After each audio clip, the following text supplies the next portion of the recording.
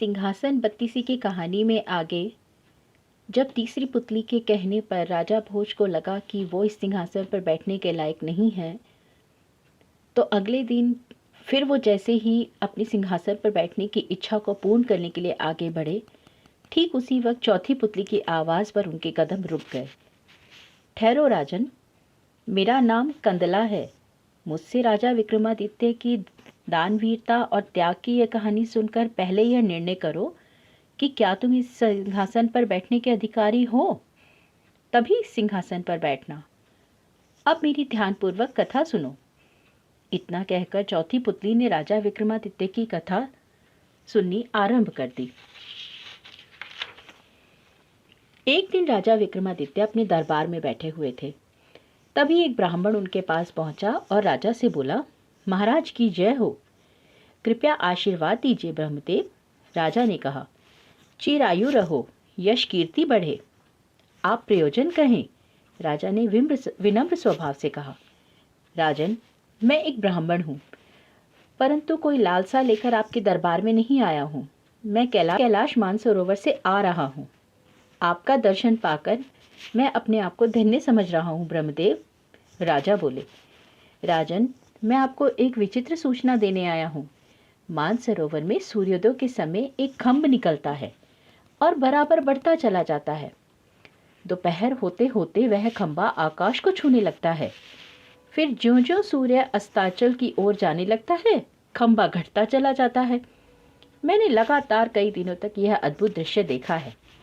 राजा और दरबारियों ने जहां उस चमत्कारी खंबे के विषय में सुना, वहीं इस बात के लिए कौतुक भरे बगैर ना रह सके कि साधु ने ऐसा बताने के पीछे प्रयोजन क्या है।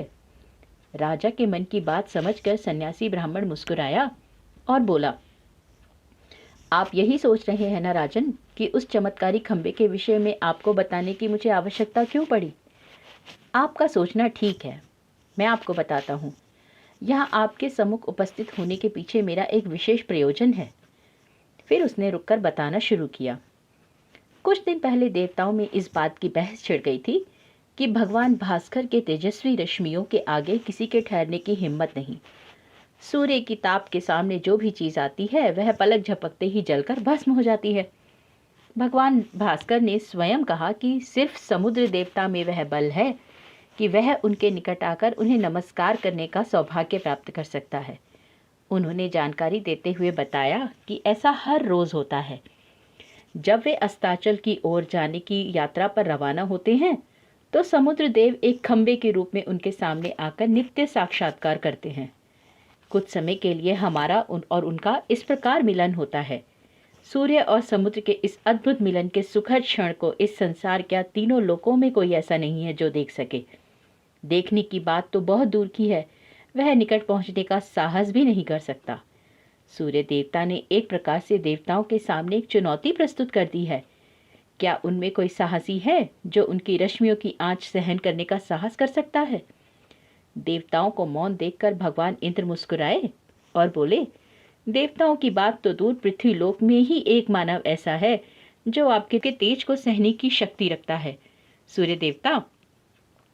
इंद्रदेव की बात सुनकर भगवान भास्कर मुस्कुराए। उनकी मुस्कुराहट में खिल्ली उड़ाने वाला भाव था। कुछ देर रुकने के बाद ब्राह्मण ने फिर कहना शुरू किया, असंभव, मानव देह में वह शक्ति कहाँ। मानव तो हमारी जरा सी ताप लगते ही असहनीय हो जाता है। फिर भी यदि आप इस बात को कहते हैं तो मैं ऐसे मानव को परखना चाहता हूँ। इंद्रदेव, मैं तो इस बात का भी विश्वास नहीं कर सकते कि मानव देहधारी मेरे निकट आने का साहस भी कर सकता है। इंद्रदेव का कथन था, पृथ्वी लोकवासी उस मानव का नाम विक्रमादित्य है। वह उज्जैन नगरी का राजा है। मेरी विशेष अनुकंपा है। मेरे सिंहासन पर वह विराजमान है। मेरा संदेश सुनने के बाद वह तुमसे साक्षात्कार करने के लिए तुरंत तैयार हो जाएगा। सूर्य देवता। इंद्र देवता और भगवान भास्कर के विवाद की जानकारी देकर ब्राह्मण ने कहा, और मैं इंद्रदेव का विशेष रूप से दूत बनकर आपके सम्मुख उपस्थित हुआ हूँ राजन। मैं इंद्रदेव का भक्त हूँ। उन्होंने मेरे माध्यम से तुम तक अपना यह संदेश भिजवाया है कि क्या तुम भगवान भास्कर से साक्षात करने का साहस कर सकते हो। दरबारियों में कानाफूसी होने लगी। सभी टकटकी लगाकर अपने राजा के उत्तर की प्रतीक्षा करने लगे। विक्रमादित्य ने बड़े सहज और सरल भाव से कहा, क्यों नहीं ब्राह्मण देवता, जरूर। इंद्रदेव ने जिस विश्वास के साथ देवता और भगवान भास्कर के सामने मेरा नाम लिया है, उनके उस विश्वास को कमजोर नहीं होने दूंगा। मैं शीघ्र ही भगवान भास्कर का दर्शन लाभ करके उनके सम्मुख पहुंच जाऊंगा। दरबारियों में फुसफुसाहट फैल गई। राजा विक्रमादित्य ने ब्राह्मण को ऐसा वचन और दक्षिणा देकर सादर विदा किया। राजा ने निश्चय कर लिया था कि वे भगवान भास्कर का साक्षात्कार करेंगे। वे दरबार से उठकर अपने महल में चले गए। वह रात उन्होंने बड़ी ही बेचैनी के साथ व्यतीत की, लेकिन मन ही मन उन्हें इस बात का संतोष था कि उनसे देवतागण भी उनसे कुछ आशा रखते हैं। उनकी आशाओं को पूरा करना वे अपना धर्म समझते थे। अगले दिन वे मानसरोवर की ओर जाने के इरादे से महल से बाहर आए। उज्जैन नगरी की सीमा से बाहर आते ही उन्होंने राजसी पोशाक उतार दी और सादे वस्त्र धारण कर लिए तथा अपने साथ आए सेवकों से विदा ली और अकेले ही आगे के सफर पर निकल पड़े। एकांत स्थान पर पहुंचकर उन्होंने मां काली द्वारा दिए दोनों बेतालों का स्मरण किया।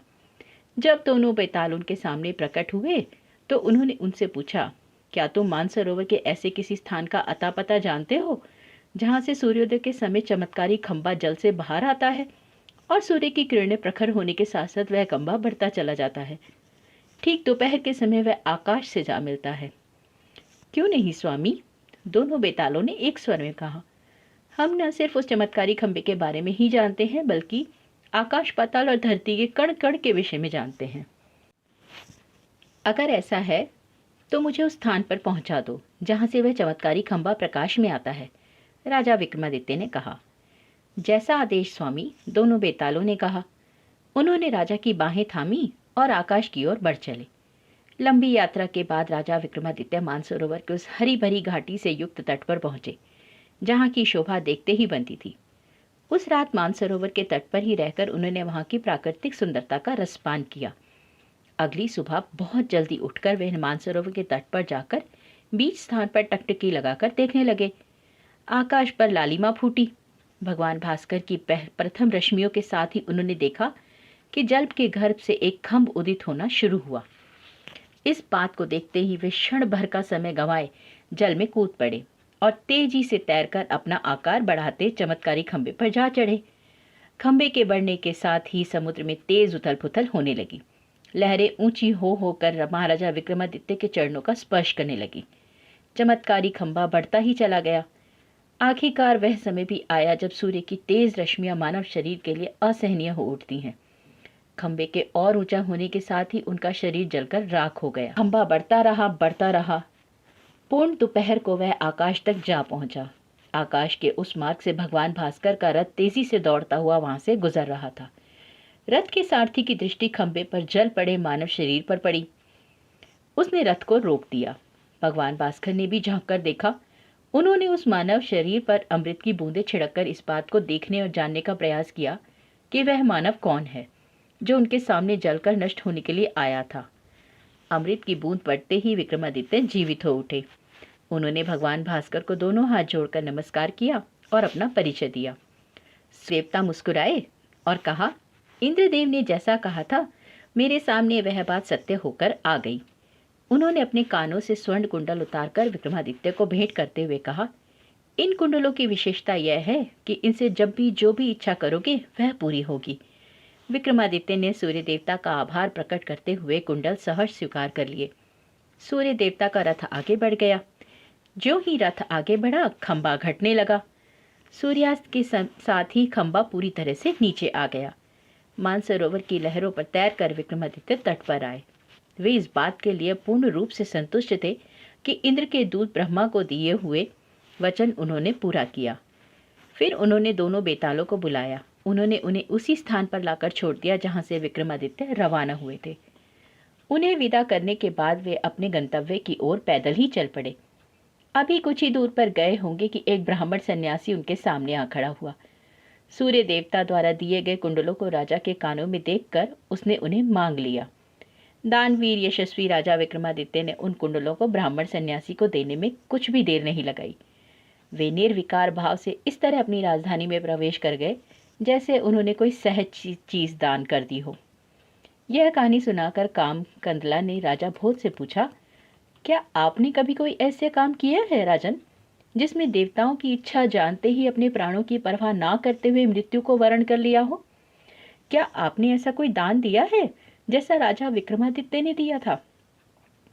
यदि ऐसा किया है तो इस सिंहासन पर बैठने के अधिकारी हो, अन्यथा पहले राजा विक्रमादित्य की तरह बनो, फिर इंद्र सिंहासन पर बैठने का विचार मन में लाना।